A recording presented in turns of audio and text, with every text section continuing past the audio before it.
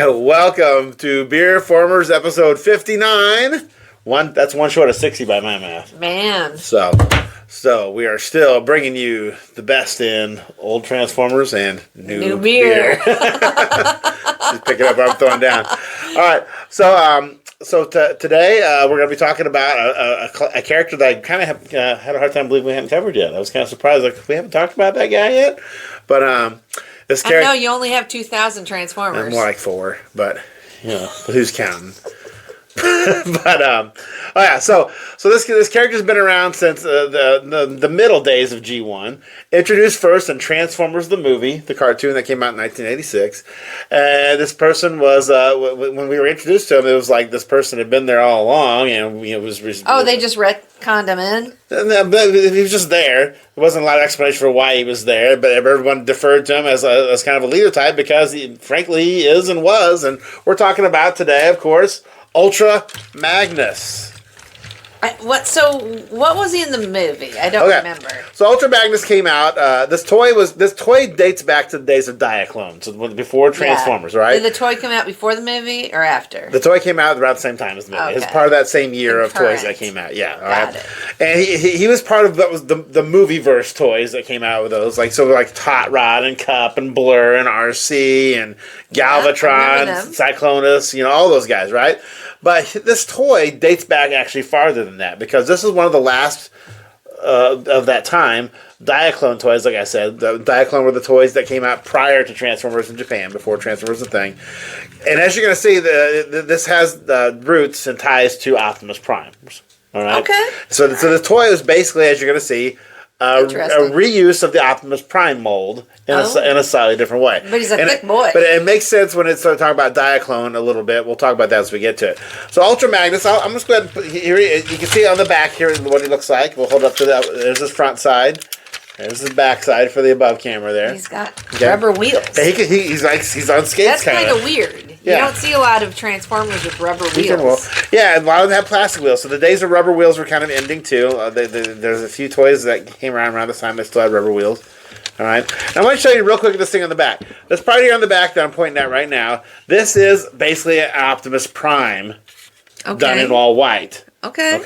Because when this toy came out as Diaclone, it was called Battle Convoy. Yeah, Convoy. So basically, a Convoy was the Japanese name for Optimus Prime. Yep. And in Diaclone, there was like the powered something Convoy. I can't remember what originally was called. I'll put it on the screen when I fix it. But then this came out again as basically a new trailer for that toy that had the ability to upgrade and attach to it. So the part here that makes up the bulk of what you're seeing as the character Ultra Magnus is all just trailer. Okay? It's not even the cab. So the cab just plugs in the back to kind of get it out of the way, But basically the meat of the toy is just the trailer. And like that. So they capitalized on this a lot in later years by having like Ultra Magnus be like Optimus Prime's brother. And so that's why they look alike. Are they supposed to shoot? They would have shot in the Diaclone days, but the springs were disabled because kids shot themselves in the throat and died, and so everyone has to suffer now. Apparently, sorry if that was you. Sorry you died because you shot a missile down your throat, but maybe you shouldn't have done that, and maybe the rest of us wouldn't have had to suffer as a result.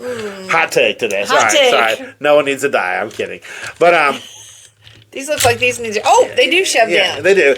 So what purpose this serves on his robot mode is very unclear. There's like these big smokestacks. I don't know, but they're not smokestacks. I guess you can kind of pretend like mine's very tight.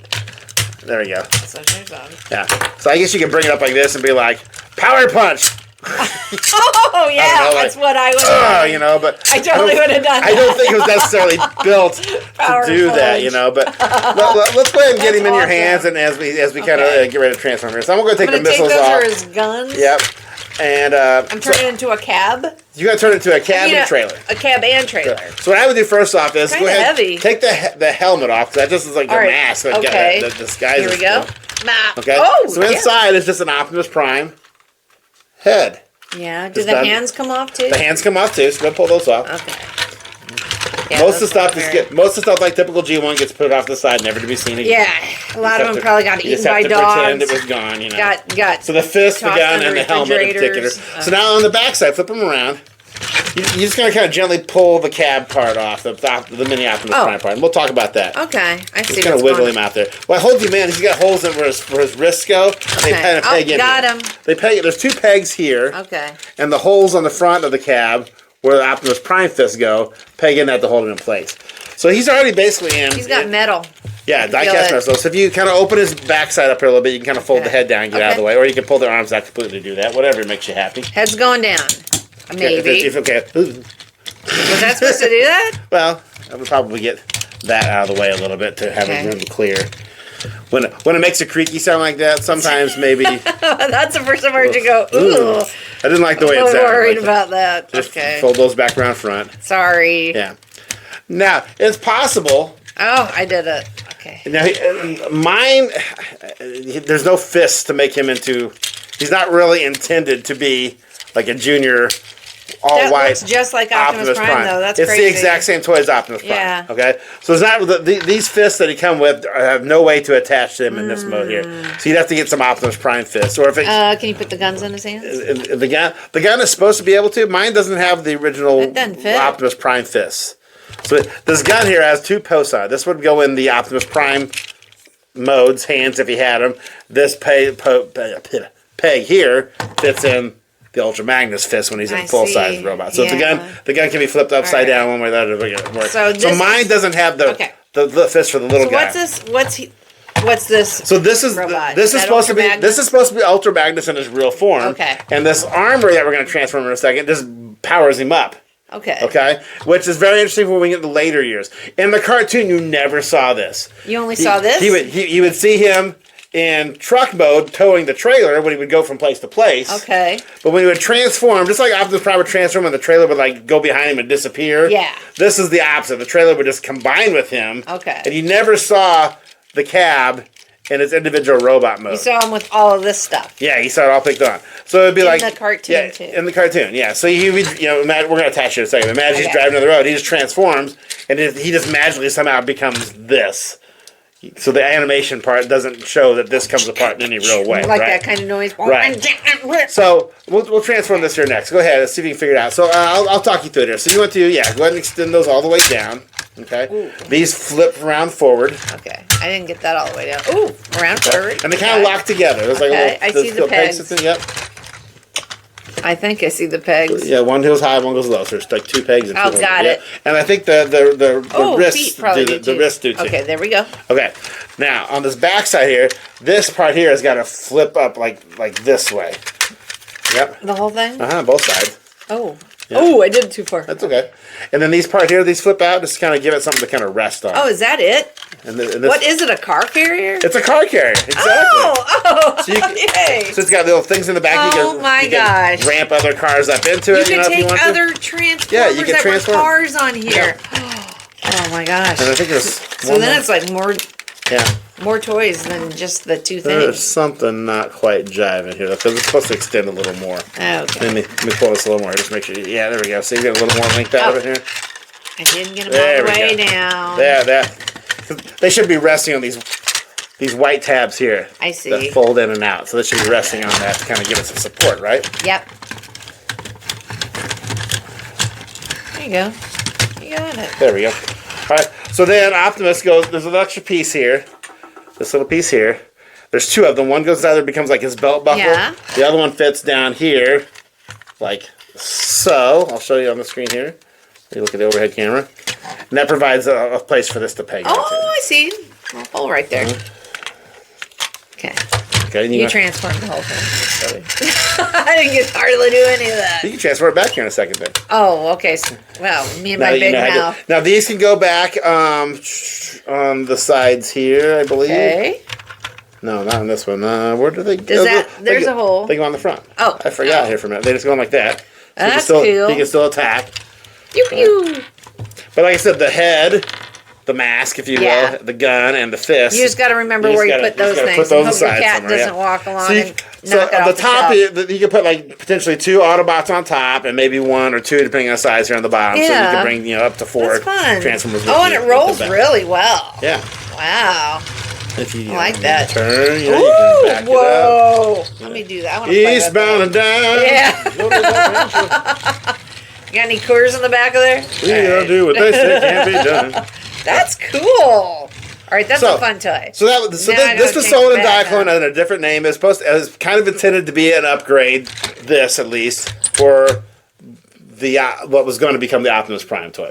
So in America, they just made it a whole new character called him Ultra Magnus, and he was listed as what was known as the City Commander. This came out the same year also as Metroplex, the Autobots City. Oh, he was in charge of that. And oddly enough, the Galvatron on his toy was listed as the City Commander, so he was intended to be the one in charge of Tripticon, which is the Decepticon City.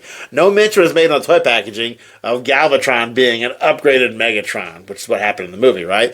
So that created a little confusion amongst us kids until we saw the movie. And I was like, wait a minute, Galvatron is Megatron? Whatever. So I remember thinking that when it first came out. All right. So Ultra Magnus in the movie, he becomes the guy who takes over after Optimus Prime temporarily. He wasn't the chosen one. We all know who that was. Hot Rod became the chosen one. Spoiler alert. Rodimus Prime. Okay, become Rodimus Prime. But in the cartoon season that followed, Ultra Magnus, because he was older and wiser, kind of became the mentor to Rodimus Prime because, he needed it. He needed a little extra help, he doubted himself a lot, too, because he was young and inexperienced, and all of a sudden everybody's, looking up to him and stuff, and, so they kind of portrayed that a little bit. I wouldn't know what some people kind of made it feel like Rodimus Prime is a little whiny as a result of that, and, whiny? Or maybe just really self-reflective? Yeah, he wasn't Optimus, and whoever's going to be able to hold a candle to Optimus. Wheels to fill, so to speak. So this toy came out that one time. Now in Japan, when this came out in Japan, it had a different color scheme. It was like the cab was dark blue, and some of the colors were swapped. But this is Hasbro's release. Hasbro's release, yes. Okay. But at the time, when they were deciding when they were going to release this, I guess, so they were concurrently working on the cartoon, I guess they hadn't quite made the final color design choices. Because there's footage that exists of Ultra Magnus running around. They got deleted from the film using his original Diaclone colors, which is originally how the toy was going to come out. They decided on this more, I guess, patriotic red, white, and blue color scheme, somewhat last minute, I don't know. And so they had to go back and reanimate him with the correct color scheme, and some of the original scenes had to be cut out. So they flash forward a few years, and Transformers don't like to, in general, the fans and the people who run it don't like to see something go to waste, right? So we have this toy that's been put out, at least, and it has been put out in his Diaclone colors before, and as a Transformer, but it was just called Diaclone Colors Ultra Magnus. People finally gave it a new name, so it's a new character now. So if it comes out with the blue cab, and the colors on this are kind of like darker red and the blue, darker blue, and it's kind of switched and stuff. That's now called Delta Magnus. Supposed to be like a relative. I don't know if it's a brother or not, but And Hasbro put this out? Hasbro has put out Delta Magnus now. But you made it up. No, I didn't make it up. It's been in comic books and stuff now. The comic book started it. Yes. Why? Why did the comic book start it? Well, there's been a long tradition, going back to the Seekers, right? You've got this toy model. Yeah. And let's put it out in different colors and make it different characters. So because of the confusion around this with is it this coloration here that we have in America, or was it the original coloration that came out in Japan? And so they just decided to make that coloration official by giving it a new name and a new character to go along with it. Okay, I think I follow what's going on. So his name was Diaclone Magnus. Delta Magnus. Okay. Ultra Magnus is this one here. His brother, I think it is Delta Magnus. I don't know much about Delta Magnus because he's still relatively a new character. This toy has been released. And their sister was Sigma Magnus. I guess. You want to be Sigma. I'm just going down the engineering rabbit hole. Yeah, all the Greek letters. You were a sorority sister, so you probably know the full Greek alphabet, don't you? This toy's been re-put out the last year. It's coming out soon.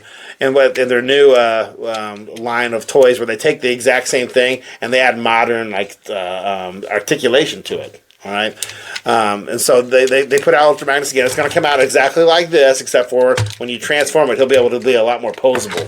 Really? The legs and this are basically locked in place because it's one piece. Yeah. The new Ultra Magnus is going to come out. Will have full posability and stuff. Oh wow! And so really? Like the swivel knees? And stuff? And be able to bend the knees. It's I'm not sure that's going to work. This is very And so Delta Magnus is going to come out too because why waste the mold, right? Right. So I've got Delta Magnus on order. Really? So when I get it, I'll have a Delta Magnus finally. Because if I were to go out and track down the Diaclone Ultra Magnus, much is that going to cost? It's pretty expensive because it was kind of a limited edition thing that came out. Do you have a spot? And if I were to go out and find the original Diaclone version of that before it was even transformed, that's even more expensive. Yeah. So do I have a spot? Do you have a spot on your shelf waiting for it? Yeah. Does it have a label already? Yes, it does. So it's it's just a spot. I have another toy in its place that I thought, well, that's will work for now. But then when I found out this coming out, like, well, the toy is going to get yanked, throw it in the trash. Slap it over there. Yeah. So last thing I want to say about Ultra Magnus, if you want to try to transform this back, go ahead. I'm going to try, but man, it's been so long since you transformed it that my brain is. I mean, I couldn't remember his name. Ultra Magnus has been a staple character over the years, ever since then. Almost every iteration of Transformers that has Optimus Prime in it has Ultra Magnus too. He's just one of those characters now that comes out. He's sometimes portrayed as Optimus Prime's brother, sometimes Optimus Prime's rival and brother, sometimes just rival, sometimes, whatever. I think my favorite version of Ultra Magnus that's come out in the recent years, though, has been from IDW Comics. And in that universe, the comic universe, Ultra Magnus is the suit. Whoops. He is the suit. Okay. What that means is that there's been lots of people who have been Ultra Magnus over the years. They inherit the suit, and they become the new Ultra Magnus. And what was cool about that in the comic books is that no one knew it. It was kind of like a secret, right? Ooh. Everyone thought he was like this immortal. He was like a lawman in the comic books too. He worked for some judge. He was the enforcer of the Tyrest Accord or something like that. That goes right there if you want to try to snap it in. And because when he would die, he would just pass on. So if you know the movie Princess Bride, Ultra Magnus is basically the Dread Pirate Roberts. Oh. Does that make sense? Yeah, he's always got somebody who somebody will take over him. So these little holes here fit in the holes that are revealed when I take this thing off the back. Okay. I remember you putting that thing up there. Right? Oh, so his little nipples fit right there. It's more like if their nipples are low, like he's an old woman or something, I guess. But then that goes on the head there. That goes on the wrists, and then you can put these back on the shoulders and put the gun in his face. You didn't quite get it. No, he didn't have a good nipple lock. The nipples are way up here. I'm not sure why you think those are nipples. Those are like dual belly buttons, if you really want to get right at it. I think I got it now. We'll see. I'll see. You'll know you get it when this kind of snaps in a little bit, too. Right. I'm pretty proud that I got it back together. You did. It's still not fitting in there. Let's see if I can. If you have to do maybe his nipples are tender right now and he doesn't want to go back in there. Again, you're in your obsession with nipples. I'm not sure what that's all about. But I'll put that's this side. You're right. I got his hands. I'll do backwards. one. You do the other. Okay. So going back to the whole IDW comic books thing there, right? And one goes on one side, one goes on the other. Okay. These are shoulder or mounted rocket things here. Okay. They put a toy out for that. In the early days of the Prime Wars trilogy toys, that came out in like the late 2010s. All right, I'll just go ahead and grab this toy real quick so you can see it. There's been other Ultra Magnuses since then, but I like this one and I keep this in my collection because this one ties into that idea. Okay. Okay. So in the IDW universe at the time when the comic books came out, it finally gets everybody's like, oh, Ultra Magnus, he's this big guy, he's been around forever. Everybody talks about in Hush Whippers. Oh my God, he's so cool. And then one day in the comic book, something happens and he gets unmasked, basically, right? And what you find out is that the guy inside is this little bitty kind of shrimpy guy. Oh my God, he's the Wizard of Oz. Yeah, it's kind of like the Wizard of Oz too. And so this toy reflects that. So I'll just show you real quickly. So you open this up here, show it up high as I do it, and then you open up the chest cavity, you flip up the mask, and there's this little bitty guy. Oh my gosh, look at this little guy. Little bitty guy with a mustache. What's his name? Named Minimus Ambus. Minimus. So he's small and he's mobile. That's literally Minimus Ambus translates into. Right? Yeah, ambulatory. Yeah. So this toy actually shows that. I thought that was pretty cool. So I keep this in my collection to reflect that. He's kind of he moves a lot. So when Minimus Ambus would die or something like that, he would pass the armor on to whoever would be next. And they also explained it away by the fact he was so small. He was a special kind of transformer called a 0.1%er that had the ability to attach things to him very easily. It's called a load bearer. So he could put on this big armor and make it work for him. So another version of this, Ultra Magnus is the leader of the Wreckers. He's like, kind of a here's Ultimus Maximus, Minimus Ambus. Minimus Maximus. He's kind of like a not a drill sergeant, but kind of like like a harsh taskmaster. Is like, we're gonna do this. That was how he was in Transformers Prime. So this character's been around for a long time. Very, very cool. Very, very cool character's been around for forever now, since the days of G1. So can I hold him? I want to see how much he weighs compared to this guy. All right, this guy's heavier. Probably he has actual metal in him. Yeah, that's got this. I'm going to guess this. Yeah, doesn't have any. No rubber wheels. These are all plastic. So when he first came out, like I said, he was just there. He was just there in Autobot City, and people deferred to him because he was the commander. This has more detail. We had no idea where he came from. He just showed up. Yeah. Some people Like a speculate substitute teacher? there was an episode of the cartoon that showed the origin of Optimus, how he got built out of a robot named Ryan Pax. There are some people think that Ultra Magnus was his friend Dion, but that's never been 100% confirmed. Dion? Yeah, I guess. I'm not sure what that means, but yeah. What's Dion Sanders. Oh, he played Dion. 2 sports at once. That was his nickname, is Neon? Yeah. I never heard that before. I know Deion Sanders, I just never heard that. So the original Ultra Magnus. There's a lot of lore going on There is here. a lot of lore tonight. It's very dense, information dense tonight. Just like his body. Yeah. He's So I'll look for when I get the Delta Magnus, which is again supposedly the exact same toy as this, just done with more articulation and in the original Diaclone colors on Sips. Oh, okay. Since it'll be a new toy, I'll do it on Sips. And if you don't know what Sips are, Sips are the shorts that I put out, right? Just highlight the stuff I've gotten newest in the collection.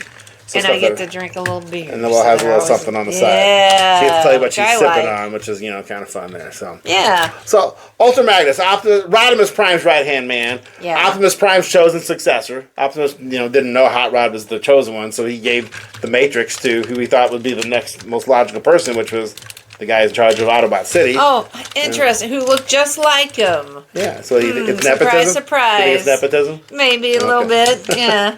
So let's celebrate now by talking about what we do next on this show, and that's what our beer is for this week. Okay. Where did we go visit recently, and what are we drinking tonight? So I'm real excited to talk about this brewery tonight. It's in Florissant, Missouri. And it is a real homegrown success story. We're talking about Narrow Gauge Brewing.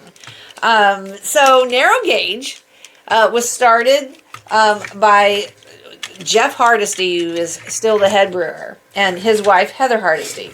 And it has an interesting origin story. Jeff was an engineer. He worked for Winchester over in Illinois, making ammunition, and was a home brewer in his basement, and continued to connect with different people at home brewing conferences, including 2 people, and see if I can figure out who they were. They were from a restaurant called Cugino's. Or Cugino's, I think. Probably Cugino's.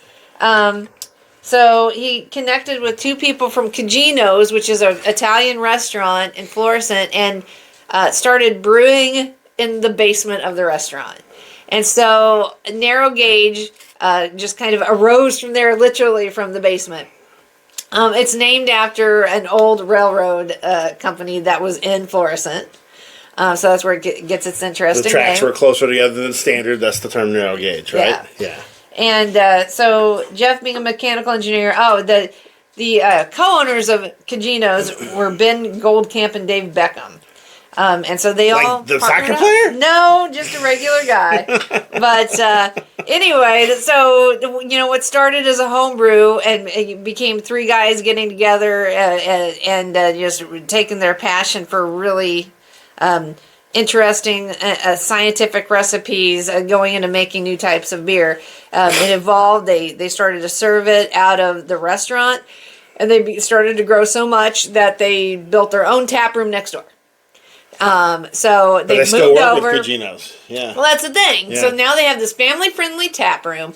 All of the beer is still brewed on site there, but if you want food, you can just order it, and they will bring it right over to you from Cugino's.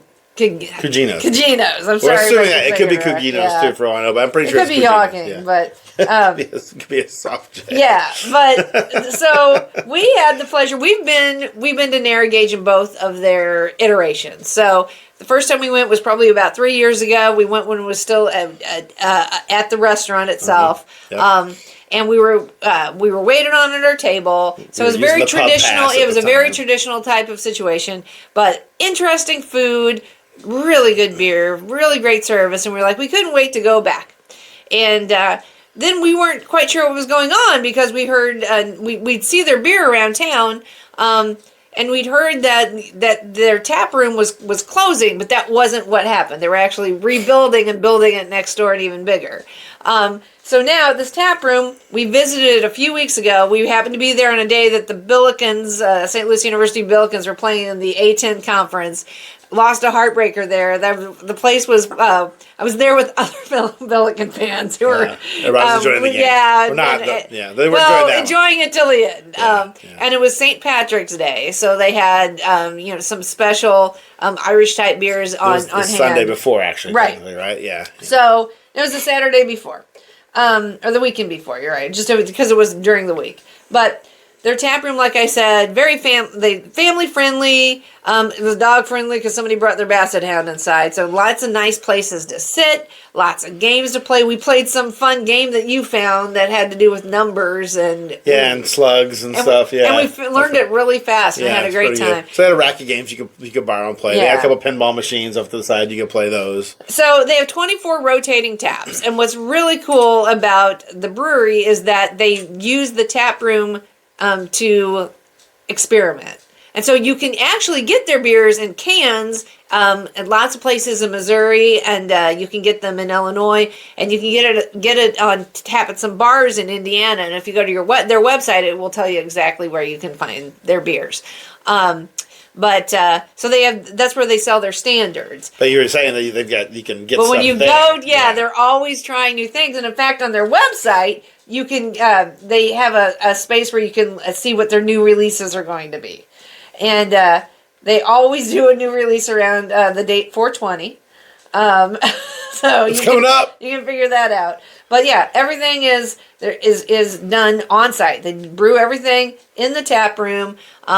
They have a lot of cans for sale, a lot of bottles for sale. Like larger size, like wine bottle type. Yeah, lots of really interesting. Yeah. They took a picture of a big rack full of these empty bottles ready to be filled. Yeah. They have events. Look at it. It could be like bingo nights and trivia nights and all that kind of stuff. So lots of things you can do there. So I'm going to see if I can see their upcoming releases, some examples. Mm-hmm. They're going to have. We're in April now. So in April, they're going to have their Mount Cushmore 2026. That's their annual 420 IPA release. The good Kush. Yeah, this year it's going to be hopped with Tangier, Citra, and Mosaic hops. A Current Affair is coming out. What's a DDH hoppy meal? It's a hazy pale ale, double dry hopped with Simcoe and Mosaic hops. A Current Affair. Their new IPA is going to be a collaboration with Wandering Monsters. Oh, speaking of collaboration, they were the first brewery to collaborate with Four Hands on the Voltron cans. So they were wanting to do Volume 1, Yellow Lion. Let's see, there's Narrow Gauge's logo right there. If you I remember seeing that. We were very excited. Yeah. So I'll go get the beer we're going to try tonight. Sure. But the day we were there, we went with our youngest child. We ordered food. The food was fantastic. They bring it over in like a big insulated tub. Even though it's right next door, they still try to keep it as hot as they can. Obviously, they don't walk over in a plate. So they bring it over a big insulated tub, unzip it, and they yell out, "Food for Dave!" And you come get. I had an Irish Red, and I had their beer that was it was. I mean, the best way to put it, it was like why am I blanking on it? The dark beer that you get. I had a sour that was very red, very BT and stuff, right? Yeah. It's driving me crazy. Why you get a Guinness? It was like a Guinness. Okay, Guinness. Okay, I couldn't tell what I couldn't read your mind out when I couldn't tell what you're trying to think. So, what are we trying to? And our kid had regular soda. Or did they have like special soda there? Oh, I know they have. Wine, beer, and non-alcoholic. They were bottled sodas. They weren't Fritz's. They might have been Excel. Excel. Okay. Yeah. So anyway, which is some good stuff. It's been a couple weeks. We've had a little time to forget. Yeah. But the tap room is beautiful. It's a very welcoming space. You can sit around the bar, or you can sit in very comfortable seats anywhere you want inside. They either have tall tables, small tables, just nice reclining chairs, and again, couches. Yeah. But lots of variety of beers to take home, which we did. So we brought home a 3-pack. We made our own. But the one we're going to share with you today is the Hefeweizen. What's the yellow words there? It's Narrow Gauge, original Hefeweizen. It's called Lining the Walls. It's a German style ale, and I was thinking this is going to be, very much a Belgian because of the banana on the front. So we're gonna find out. Yeah. So Narrow Gauge's original Hefeweizen, Lining the Walls. Yeah. Here we go. We're gonna pour some here for you. But if you can't get to the tap room, you can go to their website if you live in the St. Louis area, Southern Illinois, or Indiana, take a look because you're probably going to be able to find one of their products. Yeah. So, oh, yeah. Well, it's Berlini, but it's got that salty, sour smell. Okay, and it's a little bit hazy. Yeah. Not that horrible. is an interesting aroma because it's salty, sour. Almost like a hibiscus. Mm. But yeah, there's the banana. Oh. Yeah. But that's good. The bananas in the front end, the back end's kind of the wheat from the Hefeweizen. Mm-hmm. But it's, I like it, but it's definitely not not like a Belgian. It isn't, Yeah. Let's see what it says here. The hops are Tettnanger, and the grains are wheat, Pilsner, Munich, melanoidin, and acidulated. Boy, I got a lot to learn. Yeah. I don't know what the heck any of There's that some stuff big words there. There's some big words. It's 4.8% alcohol, too, so definitely not a Belgian, because Belgian doubles, triples are a lot higher alcohol. What would Ultra Magnus think? You might be able to age this or something, or distill it a little further, make it more of a Belgian double or triple. But it's kind of the base for that. Ultra Magnus, he probably wouldn't drink. He's too straight laced. It almost has like a grape juice aftertaste. It almost tastes like what we would drink at communion when we were at church when I was a kid. I'll take your word for that. That's what it's reminding me of. I don't get that myself. I get banana in your mouth after you swallow it, then I get like the wheat. Oh yeah, this is like grape juice to me. Interesting. Refreshing. I like it though. This is very good. Oh, very Good refreshing. definitely one that'd be good to sit around and just sip like you do the head anything goes else. down pretty fast, but A little more? Yeah, please. All right. Yeah, Ultra Magnus is probably the type who wouldn't drink. He's too uptight, too straight-laced, you know. I mean, at one point in the movie, he's like, you know, trying... things are just like, the world's blowing up around them, and somebody's like, what are we going to do about this? He's like, I ain't got time for that now, you know. He also delivers one of the few cuss words in the movie, too. He does? What's he say? At one point, when they're on the planet of junk, with the junkyards in the wreck car, he's trying to open the Matrix. He's got the Matrix still at that point, right? And he's like, it's supposed to light our darkest hour. It can't get much worse than this, right? And he's trying to open. He's like, damn it, open, you know? And it doesn't, of course, because he's not the chosen one. And I'll let you watch the movie to find out what happens next. But yeah, don't say much more. You're going to like give it all away. It's 2026, and if you haven't seen the 1986 Transformers the movie, go watch it right now. And then, you know, that way you're not getting, you know, spoiled left and right, because, you know, you've had more than enough time to have watched this movie. Well, so speaking of time, you got to take some time to go over to Narrow Gauge. Another thing I find interesting is, you know, the founder loves the city of Florissant, even to the degree that he's used wild yeast that was cultivated in Florissant in some of these beers. Florissant yeast. Yeah, absolutely. Flow yeast. Yeah. So, yeah, he's still the head brewer. They're still coming up with fun new experiences. And so I would say try the tap room just so you can try something new that you're not going to find anywhere else. But they offer the full gamut of different styles. Sours, darks, you know, Belgians, you know. Lots of hoppy IPAs. Lots of hoppy IPAs, you name it. So there's probably something you like if you like different styles of beer. For sure. So very cool. So definitely check out Narrow Gauge. And Narrow Gauge, thank you for hosting us. When we came to visit you a couple weeks ago, we had a great time there. Back at some point in the near future. So, all right. So as we get ready to wind down this episode, if you'd like to learn more about Ultra Magnus, go to tfwiki.net, the Transformers Wiki. It's got the most information on there that you can find about almost anything Transformers related. Also, I like to plug this guy all the time, too, because I think his videos are some of the best on YouTube. Go to Chris McFeely's The Basics On. He's definitely got a video on Ultra Magnus, because he's one of these central characters that's been around now forever. Although he came out like the third year of Transformers, which is weird. Yeah. But you know, if you know Transformers at all, almost every iteration of Transformers, with a few exceptions here and there, has a version of Ultra Magnus. And I think it's pretty cool trivia. He's the only one that's cussed. Yeah, not the only one. He's one of the few that cussed in the movie. Oh, I'm sorry, one of the few. Spike drops the S bomb. Oh. Yeah, he's like, oh shit, what's going to happen there? So you just dropped the S bomb. I did. I don't think you can do that on YouTube. This video is not for children, so it's okay. But maybe we'll bleep it out. We'll find out. But yeah, check those two places out. Plus, there's all sorts of other cool places you can go and look at. You know how the internet works. Go Google it. Figure it out for yourself. Learn some more about Ultra Magnus. How does the internet work, Dave? You go to this thing, you type in what you're looking for, and you get all kinds of interesting stuff that pops up. Some things you don't want, some things you definitely do. Yeah, and again, Narrow Gauge has its own website where you can go to see what's coming up in the next 3 months. Is it narrowgauge.com? Or it is Narrow Gauge STL. Okay. Yeah. So narrowgaugestl.com. Okay. But So, like I said, want more about Transformers, look at those couple places or anywhere else you want to look up. If there's any other Transformer that we haven't covered yet, drop us a line. We'll be happy to put it in the rotation. And what am I... Oh, yeah, if there's any other... yeah, sorry, I was just thinking about this beer. If there's any other substance like this that you would like for us to try, and any... Beer. Yeah. Or any other alcohol or spirit. Or a tap room that you'd like us to try to visit, please drop us a line below. Put it in the comments. We love to get ideas. Or if you want to send us some beer for us to try too, we're not opposed to that. Absolutely. All right. So as we finally wind down episode 59, as we like to say here, please play responsibly, which we did today. I'm sorry if I kind of overtook this one a little bit. I was in a groove. I almost broke it. Yeah. I mean, this was the closest I think I've come. You actually moaned a little bit. Yeah. But play responsibly, drink responsibly. And thanks for checking us out once again here on BeerFormers. More than meets the eye. Cheers. Good job.